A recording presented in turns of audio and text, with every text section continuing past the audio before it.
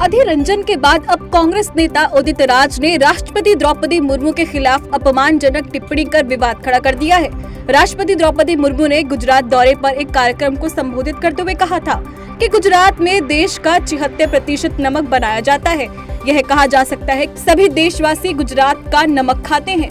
राष्ट्रपति के इस बयान पर कांग्रेस नेता उदित राज ने राष्ट्रपति को लेकर अपमानजनक टिप्पणी की है। उनकी इस टिप्पणी पर वहीं राष्ट्रीय महिला आयोग ने उदित राज को नोटिस भेजकर माफी मांगने के लिए कहा है। वहीं इस मामले में भाजपा नेता संबित पात्रा ने कहा कि उदित राज ने जिस तरह के शब्दों का प्रयोग किया है वह चिंताजनक शर्मनाक है। उन्होंने कहा कि कांग्रेस के पहले नेता ने ऐसा नहीं किया है, बल्कि इससे पहले भी कई नेता कर चुके हैं। यह उनकी आदिवासी विरोधी मानसिकता को दर्शाता है। विदेश मंत्री एस जयशंकर न्यूजीलैंड की यात्रा पर हैं। आज उन्होंने न्यूजीलैंड की विदेश मंत्री डॉक्टर नान्या महूता से मुलाकात की। इसके बाद दोनों नेताओं ने साझा प्रेस कॉन्फ्रेंस को संबोधित किया। वहीं जयशंकर ने ट्वीट कर बताया, उन्होंने उन भारतीय विद्यार्थियों का मुद्दा महूता के समक्ष उठाया जिन्हें कोविड-19 के दौरान पढ़ाई अधूरी छोड़कर स्वदेश लौटना पड़ा था। जयशंकर ने बताया कि मैंने महूता से आग्रह किया कि उनके साथ सहानुभूति पूर्वक और निष्पक्षता से व्यवहार किया जाए। भारत लगातार विकास के नए आयाम रच रहा है। इसी कड़ी में देश विदेश का सबसे बड़ा चीनी उत्पादक देश बन गया है। रिपोर्ट से मिले आंकड़े के अनुसार देश ने वित्त वर्ष 2021 से 22 में 5,000 लाख मीट्रिक टन से अधिक गन्ने का उत्पादन किया है। इतना ही नहीं, चीनी मिलों ने 359 लाख मीट्रिक टन चीनी का उत्पादन किया है। देश ने चीनी निर्यात से 40,000 करोड़ रुपए की विदेशी मुद्रा अर्जित की है। महाराष्ट्र के उप मुख्यमंत्री और भाजपा नेता देवेंद्र फडणवीस ने कहा, मैं मुख्यमंत्री एकनाथ शिंदे को बधाई देना चाहता हूं। उन्होंने साबित कर दिया कि असली शिवसेना कौन है। उनकी रैली में राज्य भर के लोग आए। इसने स्थापित किया कि असली शिवसेना मुख्यमंत्री शिंदे की शिवसेना है। बता दें कि विजयदशमी के मौके पर महाराष्ट्र के मुख्यमंत्री एकनाथ शिंदे गुट ने मुंबई के BKC मैदान में रैली का आयोजन किया, जहां लोगों का जनसमूह उमड़ा था।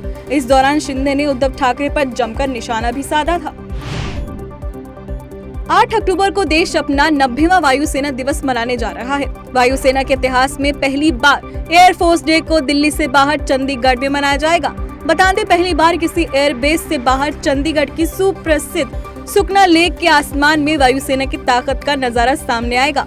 वायुसेना के मुताबिक इस साल राफेल, सुखोई समेत 75 एयरक्राफ्ट फ्लाई पास्ट में हिस्सा लेंगे, जबकि 9 विमानों को स्टैंड बाय पर रखा जाएगा। यानी कुल मिलाकर 84 फाइटर जेट, हेलीकॉप्टर और मिलिट्री ट्रांसपोर्ट विमान सुखना लेक के आसमान में दिखाई पड़ेंगे। थाईलैंड के पूर्वोत्तर प्रांत में एक बाल देखभाल केंद्र में सामूहिक गोलीबारी में 34 लोग मारे गए हैं। मृतकों में कुल 22 बच्चे हैं और 12 वयस्क शामिल हैं। राष्ट्रीय पुलिस के प्रवक्ता अर्चियो कैंथ्रोंग के अनुसार यह घटना नोक बुआ लाम्फू प्रांत की है। मीडिया रिपोर्ट्स में बताया जा रहा है कि 34 लोगों की हत्या करने के बाद हमलावर ने अपने बच्चे और पत्नी को भी गोली मार दी और उसके बाद खुद को भी गोली मार ली। सभी की मौके पर ही जान चली गई। समाचार एजेंसी रॉयटर्स ने पुलिस प्रवक्ता के हवाले से इस खबर की जानकारी दी है। चीन के शिनजियांग में कोरोना संक्रमण के चलते लॉकडाउन लगाया गया है। शिनजियांग के वाइस चेयरमैन लियो सुशे ने कहा कि देश के अन्य हिस्सों में वायरस न फैले, उसके लिए ट्रांसपोर्ट, रेलवे स्टेशनों और चेक पॉइंट पर एहतियात बरतनी जानी चाहिए। बाहर से आने वाले ट्रेनों, बसों और ज्यादातर फ्लाइट्स को भी निलंबित किया जाएगा। साथ ही लियो सुशे ने लोगों से अपील की है कि वे इलाके तब तक ना छोड़ें जब तक बहुत जरूरी काम न हो। साल 2022 का साहित्य का नोबेल पुरस्कार फ्रांसीसी लेखिका एनी एर्नॉक्स को दिया गया है। एनी ने अपनी लेखनी के जरिए साहस से क्लिनिकल एक्यूटी पर कई लेख लिखे हैं। एनी एर्नॉक्स ने फ्रेंच, इंग्लिश में कई उपन्यास, लेख, नाटक और फिल्में भी लिखी हैं। दिल्ली की राव रेवेन्यू कोर्ट ने उप मुख्यमंत्री मनीष सिसोदिया के करीबी और कारोबारी विजय नायर को आबकारी नीति घोटाले में 14 दिन यानी 20 अक्टूबर तक न्यायिक हिरासत में भेज दिया है। विजय नायर आम आदमी पार्टी के कम्युनिकेशन इंचार्ज भी हैं। सीबीआई ने अपनी FIR में विजय नायर को आरोपी नंबर 5 बताया है। कोर्ट अब इस मामले में अगली सुनवाई 20 अक्टूबर को करेगी। पश्चिम बंगाल में दुर्गा विसर्जन के दौरान बड़ा हादसा हो गया। जलपाईगुड़ी में माल नदी में विसर्जन के दौरान अचानक आई बाढ़ से 8 लोगों की मौत हो गई, जबकि 10 लोग घायल और कई लापता बताए जा रहे हैं। साथ ही स्थानीय पुलिस ने मौत का आंकड़ा बढ़ने की आशंका जताई है। प्रशासन की टीम भी JCB की मदद से रेस्क्यू ऑपरेशन में जुट गई है। दिल्ली का प्रदूषण एक बड़ी समस्या है। वहीं इस बार दिल्ली में प्रदूषण नियंत्रण में रहे, इसके लिए कई सारी पाबंदियां लगाई गई हैं। जिन्हें ना मानने पर सख्त कार्रवाई का सामना करना पड़ सकता है। प्रदूषण खराब कैटेगरी में पहुंच गया है, जिस वजह से ग्रेडेड रिस्पॉन्स एक्शन प्लान यानी ग्रैप का पहला चरण लागू कर दिया गया है। बता दें कि commission for air quality management यानी CQM की पहली मीटिंग होने के बाद ग्रैप के पहले चरण को तुरंत प्रभाव से दिल्ली NCR में लागू कर दिया गया है, जिसका पहला फेज 5 अक्टूबर से ही लागू हो गया है। कामाख्या, रामेश्वरम, अयोध्या, तिरुपति और पुरी की धार्मिक यात्रा के लिए मुख्यमंत्री तीर्थ दर्शन की ट्रेन कल यानी शुक्रवार को जबलपुर से रवाना होगी। 6 दिन की इस धार्मिक यात्रा में वापसी 11 अक्टूबर को होगी। मध्य प्रदेश के 16 जिलों में करीब 5000 बुजुर्ग तीर्थ यात्रा पर रवाना होंगे। बता दें कि जबलपुर संभाल में मंडला, बालाघाट, जबलपुर जिले के 250 तीर्थयात्री और डिंडोरी जिले के 225 तीर्थयात्री यात्रा पर रवाना होंगे। केरल के पलक्कड़ जिले के वडक्कंचेरी इलाके में बड़ा सड़क हादसा हुआ।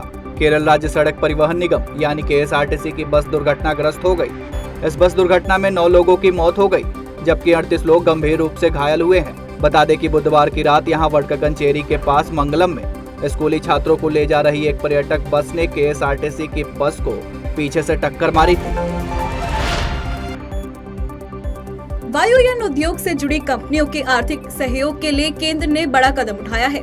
वित्त मंत्रालय द्वारा दी गई जानकारी के अनुसार कोविड-19 महामारी के कारण इस उद्योग को नकदी संकट से उबारने के लिए आपात ऋण सुविधा गारंटी योजना यानी ECLGS में संशोधन किया गया है।